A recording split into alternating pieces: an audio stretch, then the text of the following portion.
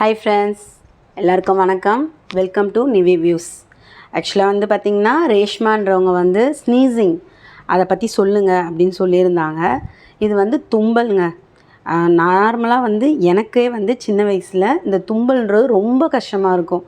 என்னால் காலையில் எழுந்துட்டேன் அப்படின்னா உடனே தும்பல் வந்துடும். இந்த பிரச்சனை வந்து எனக்கு சின்ன வயசுலேருந்தே இருந்திருக்கு. ஆனால் இப்போ வந்து இல்லை. அது எப்படின்றது நான் சொல்கிறேன்.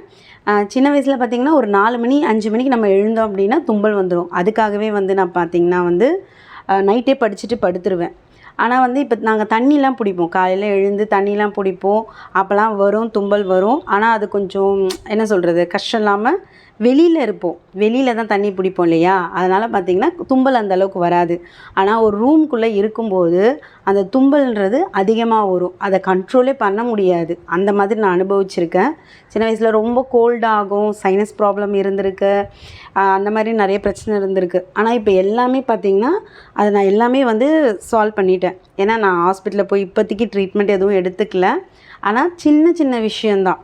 இதுக்கு வந்து மெயின் ப்ராப்ளம் என்னென்னா, இந்த மாதிரி தும்பல் வரவங்க, அப்புறம் இந்த மூக்கில் வந்து பார்த்திங்கன்னா தொண்டையில் சதை வளரும், இவங்களுக்கெலாம் வந்து நமக்கு மூக்குக்கு பின்னாடி இருக்கிற அந்த எலும்புன்றது மடங்கி இருக்கும். இது வந்து நம்ம ஹாஸ்பிட்டலுக்கு போகணும், இஎன்டி டாக்டரை பார்த்தோம் அப்படின்னா அவங்க டாக்டர் சொல்லுவாங்க.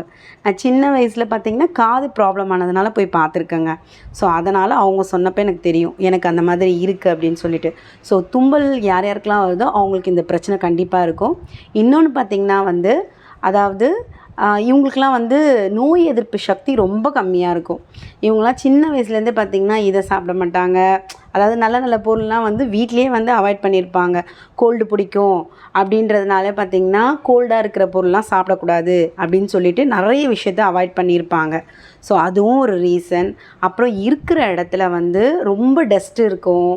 சரிங்களா? இப்போ வண்டியில் போகிறோம் அப்படின்னா அந்த டைமில் வந்து நிறைய அந்த ரோட்லலாம் இருக்கிற டஸ்ட்டு, இந்த ப்ராப்ளத்தால் அலர்ஜி மாதிரி வரும். ஸோ சில பேருக்கு அலர்ஜி ப்ராப்ளம் இருக்கும். அதுக்கப்புறம் வந்து அடுக்கு தும்பல் மாதிரி வந்துக்கிட்டே இருக்குங்க. இது வந்து நான் எல்லாமே அனுபவத்தில் பார்த்ததுனால தான் நான் சொல்கிறேன். சரிங்களா? ஸோ இது சரியாக இருந்தால் நீங்கள் அதுக்கேற்ற மாதிரி இதை பண்ணுங்கள். அப்படி இல்லை, நான் சொல்கிறதுல ஏதாவது மிஸ்டேக் இருக்குன்னா நீங்கள் கமெண்ட் பண்ணுங்கள். உங்களுக்கு ரொம்ப தும்பல் அதிகமாக இருக்குன்னா நீங்கள் ஃபஸ்ட்டு போய் டாக்டரை பாருங்கள், கன்சல்ட் பண்ணுங்கள். ஏன்னா நீங்கள் இருக்கிற இடத்துல க்ளீனாக இருக்குது, அப்பயும் உங்களுக்கு தும்பல் வருது அப்படின்னா முடிஞ்ச வரைக்கும் நல்ல அதாவது நோய் எதிர்ப்பு சக்தி இருக்கிற பொருளாக சாப்பிடுங்க. இப்போ வந்து நெல்லிக்காயில் பார்த்திங்கன்னா இருக்கிறதுலே ரொம்ப அதிகமான நிறைய நியூட்ரிஷன் இருக்குது. இப்போ பார்த்திங்கன்னா வந்து ஆப்பிள் சாப்பிட்றாங்க. இதெல்லாம் வந்து கொஞ்சம் காஸ்ட்லி. நானே வந்து அவ்வளோ ஆப்பிள்லாம் வாங்க மாட்டேன். கொய்யாப்பழம் இருக்கிறதுலே நல்லது வந்து கொய்யாப்பழங்க, ரொம்ப சீப்பு. ஆனால் இப்போ பார்த்திங்கன்னா அதுவும் கொஞ்சம் ரேட் ஆகிடுச்சு. ஸோ என் பசங்களுக்கு நான் நார்மலாக கொடுக்குறது தினமும் ஒரு கொய்யாப்பழம் கொடுத்துருவேன். ஸோ நீங்கள் வந்து கொய்யாப்பழம் சாப்பிடுங்க, நெல்லிக்காய் சாப்பிடுங்க. பசங்க இந்த வயசுலேருந்தே நம்ம நெல்லிக்காய் கொடுத்து நல்லா பழகிட்டோம் அப்படின்னா வளர்ந்ததுக்கப்புறமும் நெல்லிக்காய் நல்லா சாப்பிடுவாங்க. நெல்லிக்காய்லாம் சாப்பிட்டா எனக்கு கொஞ்சம் பல்லு கூசுகிற மாதிரி இருக்கும். ஆனால் நெல்லிக்காய்ன்றது ஜூஸ் போட்டு குடிக்கலாம். ஏன்னா பல்லு கூசுது அப்படி ஏதாவது ரீசன் இருந்ததுன்னா நீங்கள் ஜூஸ் போட்டு குடிங்க. அப்புறம் கமலாப்பழம் ரொம்ப பார்த்திங்கன்னா வந்து ரொம்ப டேஸ்டான ஃப்ரூட்னால் அதுதான் எனக்கு ரொம்ப பிடிக்கும். ஃபஸ்ட்லேருந்தே நான் நிறைய சாப்பிட்ருக்கேன். என்னோடய பசங்க வந்து வயிற்றில் இருந்தப்போ ப்ரெக்னெண்ட்டாக இருக்கப்போலாம் பார்த்திங்கன்னா நான் கமலாப்பழம் தான் அதிகமாக சாப்பிட்டதே. என் பசங்களும் அதேமாதிரி சூப்பராக நல்லா சாப்பிடுவாங்க. தினமும் ஒரு கொய்யாப்பழம் ஒரு கமலாப்பழம் கொடுத்தோம் அப்படின்னாலே அது ரொம்ப நல்லது. ஸோ இந்த மாதிரி ஃப்ரூட் எடுத்துக்கங்க. அதுக்கப்புறம் என்ன சொல்கிறாங்கன்னா தேன் தினமும் ஒரு ஸ்பூன் சாப்பிட்டோம் அப்படின்னாலும் நமக்கு நல்ல நோய் எதிர்ப்பு சக்தி கிடைக்குங்க. ஸோ இது வந்து பார்த்திங்கன்னா அந்த ஆக்சிஜன்றது வந்து இதெல்லாம் நல்லா இருக்குது அப்படின்னு சொல்கிறாங்க. முடிஞ்ச வரைக்கும் உடம்பை வந்து ரொம்ப ஹீட் ஆகாமல் பார்த்துக்கங்க. மெயின் வந்து நம்ம உடம்புல எந்த அளவுக்கு உடம்பு ஹீட் ஆகுதோ எல்லா பிரச்சனையும் அதிலே வந்துடுதுங்க. ரெண்டாவது, ஜீரண ப்ராப்ளம் இருக்கக்கூடாது. நிறைய பேருக்கு இருக்கும்.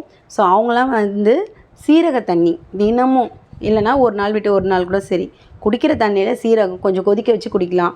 நான்லாம் நார்மலாக பார்த்திங்கன்னா எனக்கு ஏதாவது டைஜஷன் ப்ராப்ளம் இருக்குது அப்படின்னா வெந்தயத்தை ஊற வச்சு மறுநாள் அதை சாப்பிடுவேன். அப்படி இல்லைனா கூட பரவாயில்ல, உடனே நமக்கு க்யூர் ஆகணும்னா வெந்தயம் இல்லைனா சீரகம் கொஞ்சமாக எடுத்து ஒரு ஸ்பூன் வாயில் போட்டு, ஒரு ஸ்பூனில் கூட இல்லைங்க, 1/4 ஸ்பூனு நம்ம வாயில் போட்டு நல்லா மென்று தண்ணி குடித்தோம் அப்படின்னாலே நமக்கு அந்த டைமுக்கு நல்லா ரிலீஃப் கிடைக்கும்.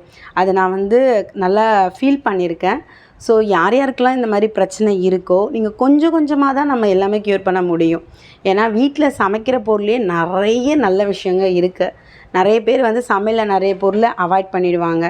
அதில் வந்து இந்த மாதிரி வெந்தயம், ஏன்னா அது கசப்புன்னு சொல்லிட்டு, ஏன்னா வெந்தயம் அவ்வளோ நல்லது இருக்கிறதுலே, அதில் நிறைய ஃபைபர் இருக்குது.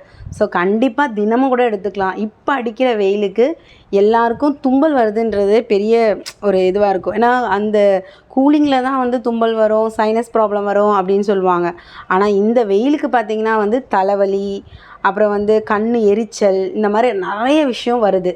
ஸோ இதுக்கெல்லாம் நம்ம என்ன பண்ணலான்னா, இந்த வெந்தயம், சீரகம் இதெல்லாம் வந்து சாப்பிட்லாங்க. நம்ம போய் சமைச்சி தான் சாப்பிட்ணுன்னு அவசியம் கிடையாது.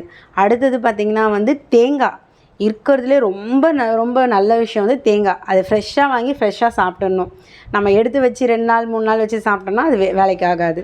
ஸோ தேங்காய் அடுத்தது, அதுவும் நல்லா எடுத்துக்கோங்க. இந்த மாதிரி சாப்பிடும்போது உங்களுக்கு நிறைய நல்ல விஷயம் கிடைக்கும் உடம்புல. ஸோ இதெல்லாம் நான் ரெகுலராக ஃபாலோ பண்ணுறேங்க. அடிக்கிற இந்த வெயிலுக்கு எனக்கு லாஸ்ட்டாக பார்த்திங்கன்னா நிறைய கட்டிலாம் வர ஆரம்பிச்சிச்சு. தும்பல்ன்றது வரும். இப்போ வீடெல்லாம் க்ளீன் பண்ணும்போது அந்த டஸ்ட் அலர்ஜியால் வரும். நான் இப்போ லாஸ்ட்டாக கூட பார்த்திங்கன்னா க்ளீன் பண்ணேன். ஆனால் அந்த அளவுக்கு வந்து எனக்கு என்ன சொல்கிறது, தும்பல் வந்தது, அதுக்கப்புறம் சரியாயிடுச்சு. கோல்டும் ஆகலை. ஏன்னா நோய் எதிர்ப்பு சக்தின்றது ஓரளவுக்கு இருக்கிறதுனால தான் இது நடக்குது. நான் சின்ன பொண்ணாக இருந்தப்போ பார்த்திங்கன்னா எங்கள் வீட்டில் எங்கள் அம்மா வந்து லெமன் சாப்பிடக்கூடாது, அப்புறம் வந்து கூலிங்கான பொருள்லாம் சாப்பிடக்கூடாது அப்படின்வாங்க. நான் ஃப்ரிட்ஜில் வச்ச ஐட்டம்ஸ் எதுவுமே சாப்பிட மாட்டேன். ரொம்ப ரேர் தான்.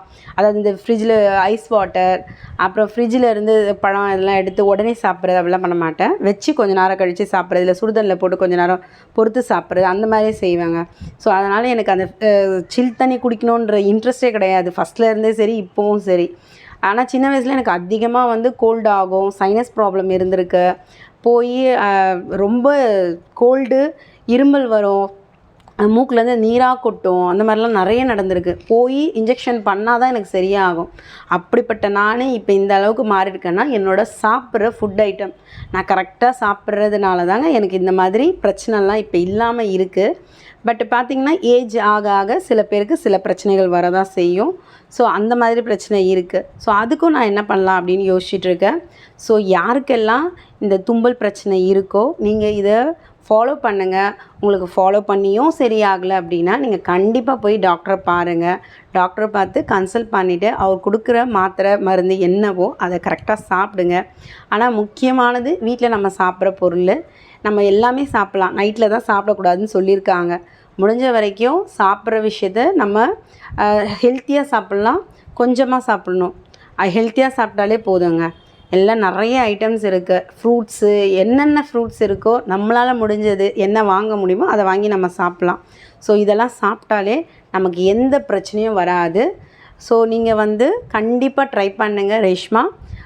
ரெகுலராக நோய் எதிர்ப்பு சக்தி இருக்கிற பொருளாக சாப்பிடுங்க. கொய்யாப்பழம் சொன்னேன், கமலாப்பழம் சொன்னேன், அப்புறம் நெல்லிக்காய் சொன்னேன், தேன் இதெல்லாம் சாப்பிட்லாம். சீரகம், அப்புறம் வந்து வெந்தயம், நெக்ஸ்ட்டு பார்த்திங்கன்னா வந்து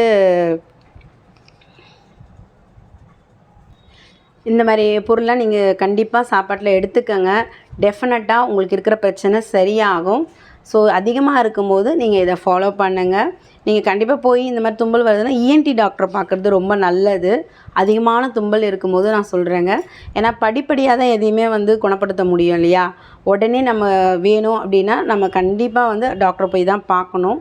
அதுவும் ஒரு 2-3 நாள் அவங்க கொடுக்குற மருந்து மாத்திரை ஒழுங்காக சாப்பிட்டா தான் நமக்கு கண்டிப்பாக க்யூர் ஆகும். ஸோ எல்லோரும் யாருக்கெல்லாம் இந்த பிரச்சனை இருக்கோ அவங்களாம் இதை ட்ரை பண்ணுங்கள். டெஃபினட்டாக உங்களுக்கு நல்ல ரிசல்ட்டு கிடைக்கும். என்னோடய வீடியோ பிடிச்சிருந்தால் லைக் பண்ணுங்கள், ஷேர் பண்ணுங்கள், கமெண்ட் பண்ணுங்கள். தேங்க்யூ.